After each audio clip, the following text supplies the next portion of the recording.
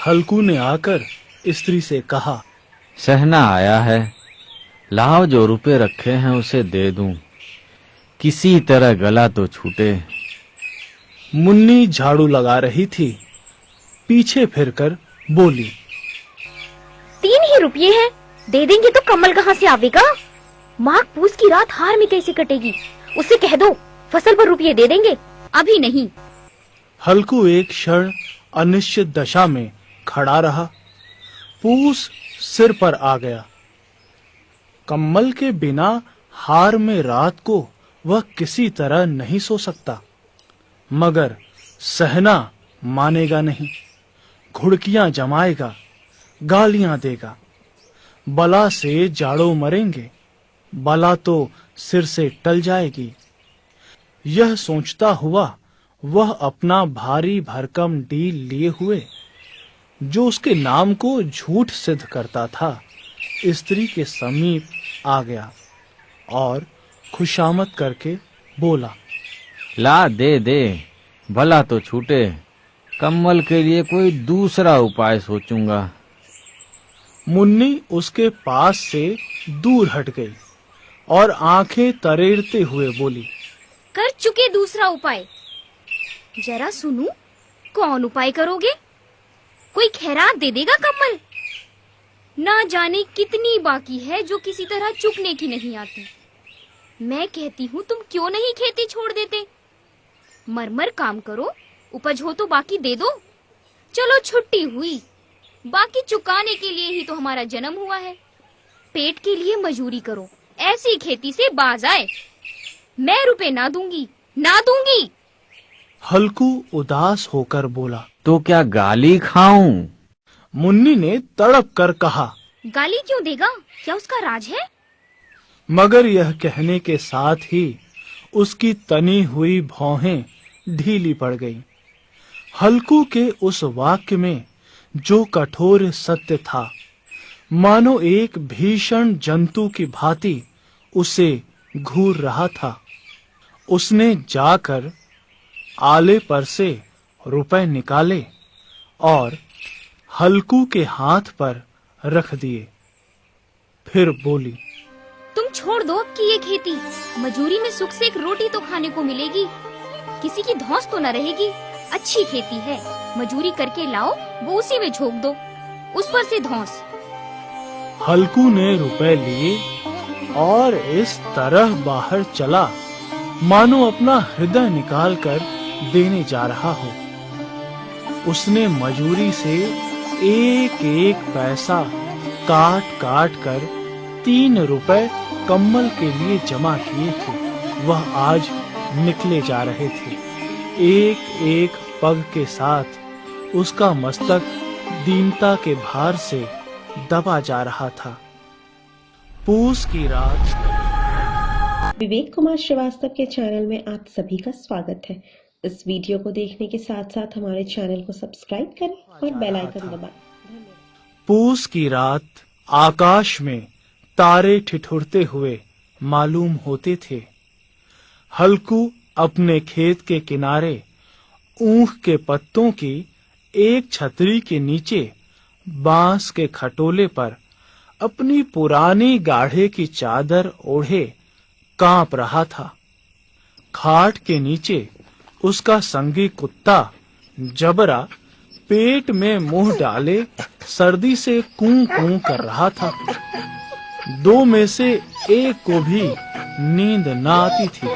हल्कू ने घुटनियों को गर्दन में चिपकाए हुए कहा, क्यों जबरा, जाड़ा लगता है? कहता तो था घर में पुआल पर लेट रहे, तो यहाँ क्या लेने आए थे? अब खाओ ठंड, मैं क्या करूं? जानते थे यहाँ हलवा पूरी खाने आ रहा हूँ, दौड़े दौड़े आगे आगे चले आए। अब रो नानी के नाम को। जबरा ने पड़े पड़े दुम हिलाई और अपनी कूं कूं को दीर्घ बनाता हुआ एक बार जम्हाई लेकर चुप हो गया। उसकी श्वास बुद्धि ने शायद ताड़ लिया। स्वामी को मेरी कूं कूं से नींद नहीं आ रही है। हल्कू ने हाथ निकालकर जबरा की ठंडी पीठ सहलाते हुए कहा, कल से मत आना मेरे साथ, नहीं तो ठंडे हो जाओगे। यह पछुआ न जाने कहां से बर्फ लिए आ रही है।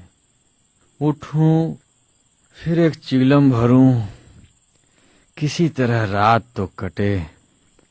8 चीलम तो पी चुका। यह खेती का मजा है। और एक एक भगवान ऐसे पड़े हैं जिनके पास जाड़ा तो गर्मी से घबरा कर भागे। मोटे मोटे गद्दे, लिहाफ, कम्बल, मजाल है कि जाड़े का गुजर हो जाए। तकदीर की खूबी है, मजूरी हम करें, मजा दूसरे लूटें। हल्कू उठा और गड्ढे में से जरा सी आग निकालकर चिल्लम भरी। जबरा भी उठ बैठा। हल्कू ने चिल्लम पीते हुए कहा,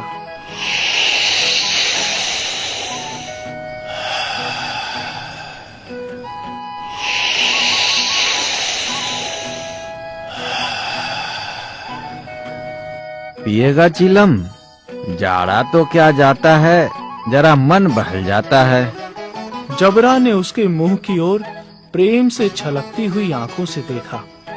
आज और जाड़ा खा ले, कल से मैं यहाँ पुआल बिछा दूंगा, उसी में घुसकर बैठना, तब जाड़ा न लगेगा।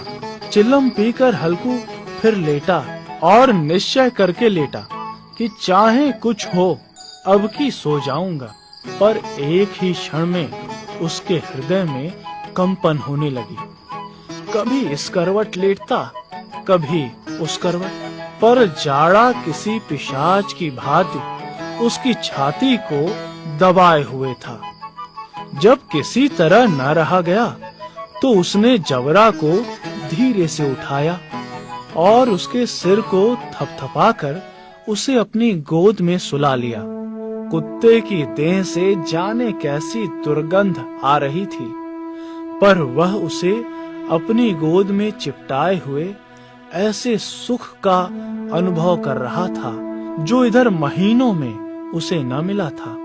जबरा शायद समझ रहा था कि स्वर्ग यही है, और हल्कू की पवित्र आत्मा में तो उस कुत्ते के प्रति घृणा की गंध तक न थी। अपने किसी अभिन्न मित्र या भाई को भी वह इतनी ही तत्परता से गले लगाता। वह अपनी दीनता से आहत न था जिसने आज उसे इस दशा को पहुंचा दिया। नहीं, इस अनोखी मैत्री ने जैसे उसकी आत्मा के सब द्वार खोल दिए थे और उसका एक एक अणु प्रकाश से चमक रहा था। सहसा जबरा ने किसी जानवर की आहट पाई। इस विशेष आत्मीयता ने उसमें एक नई स्फूर्ति पैदा कर दी थी। जो हवा के ठंडे झोंकों को तुच्छ समझती थी, वह छटपटाकर उठा और छतरी के बाहर आकर भूंकने लगा। हल्कू ने उसे कई बार चुमकार कर बुलाया, पर वह उसके पास न आया। हार में चारों तरफ दौड़ दौड़ कर भूंकता रहा। एक क्षण के लिए आ भी जाता तो तुरंत फिर दौड़ता। कर्तव्य उसके हृदय में अरमान की भांति उछल रहा था। 1 घंटा और गुजर गया। रात ने शीत को हवा से धधकाना शुरू किया। हल्कू उठ बैठा और दोनों घुटनों को छाती से मिलाकर सिर को उसमें छिपा लिया। फिर भी ठंड कम न हुई। ऐसा जान पड़ता था सारा रक्त जम गया है। धमनियों में रक्त की जगह हिम बह रहा है। उसने झुककर आकाश की ओर देखा। अभी कितनी रात बाकी है। सप्तर्षि अभी आकाश में आधे भी नहीं चढ़े। ऊपर आ जाएंगे तब कहीं सवेरा होगा। अभी पहर भर से ऊपर रात है।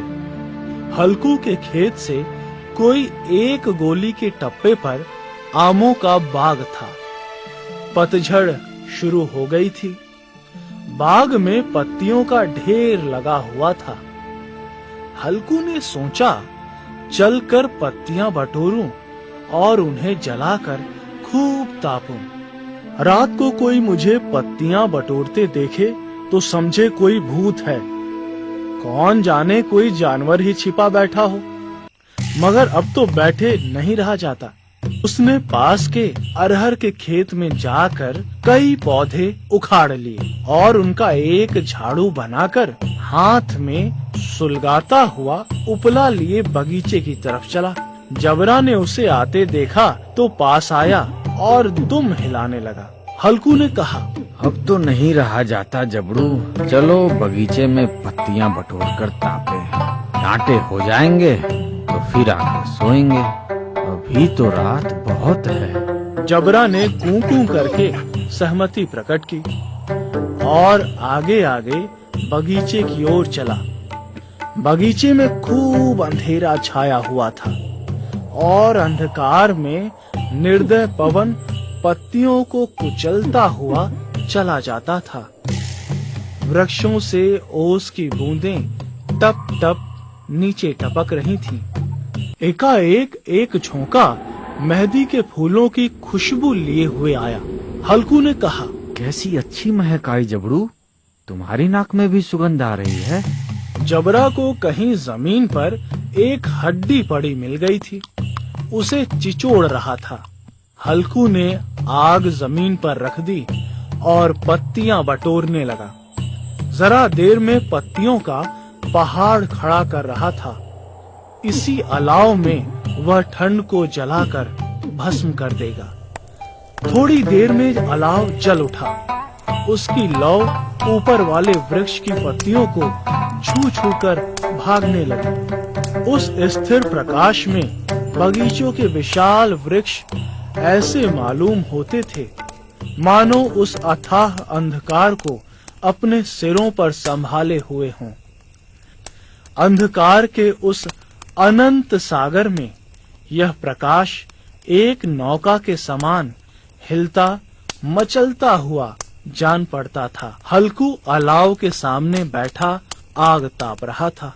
एक क्षण में उसने दोहर उतार कर बगल में दबा ली और दोनों पांव फैला दिए, मानो ठंड को ललकार रहा हो। तेरे जी में जो आए सो कर। ठंड की असीम शक्ति पर विजय पाकर वह विजय गर्व को हृदय में छिपा न सकता था। क्यों जब्बर, अब ठंड नहीं लग रही है? जबरा ने कूं कूं करके मानो कहा, अब क्या ठंड लगती ही रहेगी? पहले से यह उपाय न सूझा, नहीं इतनी ठंड क्यों खाते? जबरा ने पूंछ हिलाई। अच्छा आओ, इस अलाव को कूद कर पार करें, देखें कौन निकल जाता है। अगर जल गए बच्चा तो मैं दवा न करूंगा। जबरा ने उस अग्नि राशि की ओर कातर नेत्रों से देखा। मुन्नी से कल न कह देना, नहीं तो लड़ाई करेगी। यह कहता हुआ वह उछला और अलाव के ऊपर से साफ निकल गया। पैरों में जरा लपट लगी, पर वह कोई न थी। जबरा आग के गिर्द घूमकर उसके पास आ खड़ा हुआ। चलो चलो, इसकी सही नहीं, ऊपर से कूद कर आओ। वह फिर कूदा और अलाव के इस पार आ गया। पत्तियां जल चुकी थीं। बगीचे में फिर अंधेरा छाया था। राख के नीचे कुछ कुछ आग बाकी थी, जो हवा का झोंका आ जाने पर जरा जाग उठती थी, पर एक क्षण में फिर आंखें बंद कर लेती थी। हल्कू ने फिर चादर ओढ़ ली और गरम राख के पास बैठा हुआ एक गीत गुनगुनाने लगा। उसके बदन में गर्मी आ गई थी, पर ज्यों-ज्यों शीत बढ़ती जाती थी, उसे आलस से दबाए लेता। जबरा जोर से भूंककर खेत की ओर भागा। हल्कू को ऐसा मालूम हुआ कि जानवरों का एक झुंड उसके खेत में आया है। शायद नील गायों का झुंड था। उनके कूदने दौड़ने की आवाजें कान में साफ आ रही थीं। फिर ऐसा मालूम हुआ वह खेत में चल रही हैं। उनके चबाने की आवाज चर चर सुनाई देने लगी। उसने दिल में कहा, नहीं, जबरा के होते हुए कोई जानवर खेत में नहीं आ सकता, नोच ही डाले। मुझे भ्रम हो रहा है। कहाँ, अब तो कुछ नहीं सुनाई देता। मुझे भी कैसा धोखा हुआ। उसने जोर से आवाज लगाई, जबरा, जबरा। जबरा भूंकता रहा, उसके पास न आया। फिर खेत के चरे जाने की आहट मिली।